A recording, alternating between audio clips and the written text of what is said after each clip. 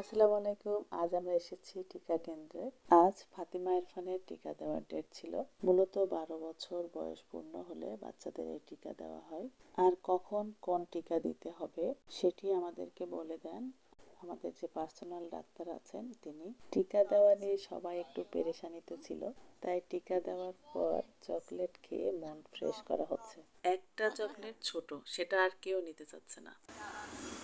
তাহলে আমার দে না খেলে।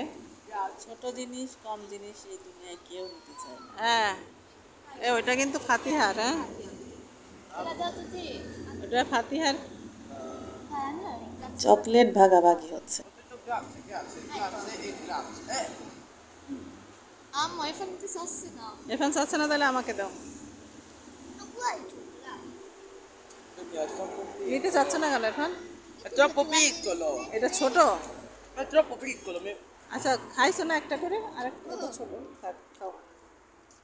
এখন কেমন হয়েছে ভ্যাকসিন দেয়া? Eh, ব্যথা পাইছো? খাওনি? ভয় পাইছিলে? ছোটবেলায় ভাই বোনের সাথে ভাগাভাগি করে খাওয়াটা মধুর একটি মুহূর্ত, যেমন এখন আমরা মিস করি ছোটবেলায় ভাই বোনের সাথে কাটানো সেই মধুর সময়। আজ ফাতিহা স্কুলে যায়নি, তার কথা হলো বড় ভাই বোনকে ভ্যাকসিন দিবে, সে তাদের সাথে যাবে। ফাতিহা এসে অবশ্য একদিক দিয়ে ভালোই হয়েছে। ফাতিহার স্বাস্থ্যসেবা কার্ড কন্ট্রোল করে ডাক্তার বললেন ফাতিহার 6 বছর হয়েছে, ওর ভ্যাকসিন দিতে হবে।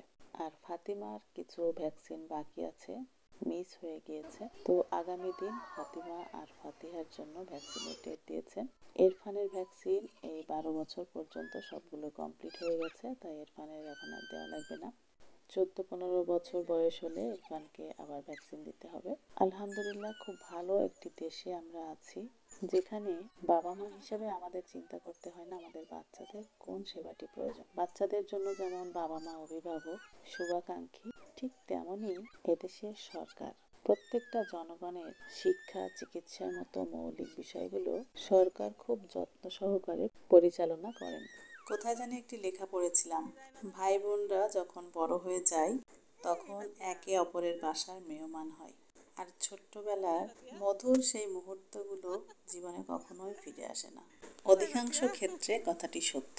জীবনের এমন একটা পর্যায়ে চলে আসে তখন ভাই বোনের সেই মধুর মুহূর্ত, ভাই বোনের যে অটুট বন্ধন, স্বার্থের কারণে সবকিছু দূর হয়ে যায়। জীবনের যে পর্যায়ে আমরা উপনীত হই, প্রত্যেকটা পর্যায়ে সুন্দর করে নেওয়ার দায়িত্ব আমাদের নিজেদেরই।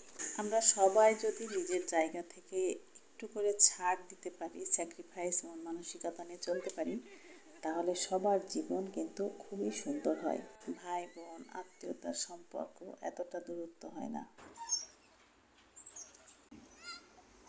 আসো।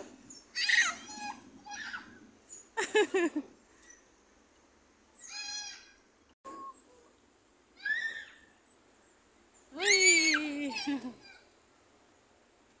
কোথায় ফাতিয়া?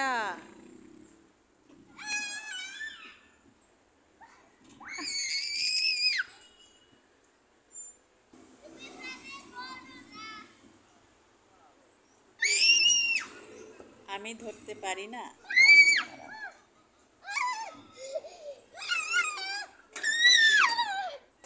এই যে ফাতিয়া বলি, এই যে আমাদের ফাতিয়া।